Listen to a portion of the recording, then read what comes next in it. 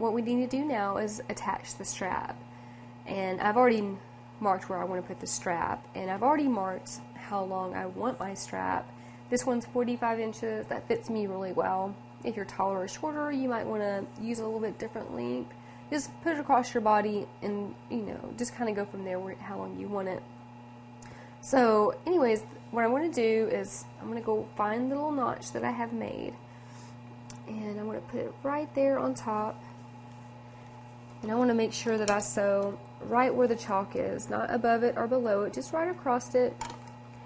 There we go. Okay, and I have mine taped because this kind of stuff frays just like this stuff does, but a little bit easier. So this one I just tied in a knot to keep it from fraying. This strap, you have to tape it.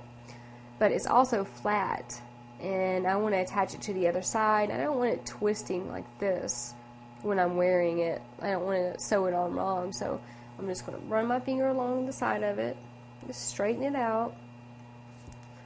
Here we go. And so now I know I'm going to put this against the notch.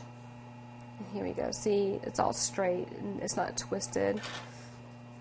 I'm going to go over here and do the same thing that I did on the other side. I'm going to sew right there on top of that chalk line.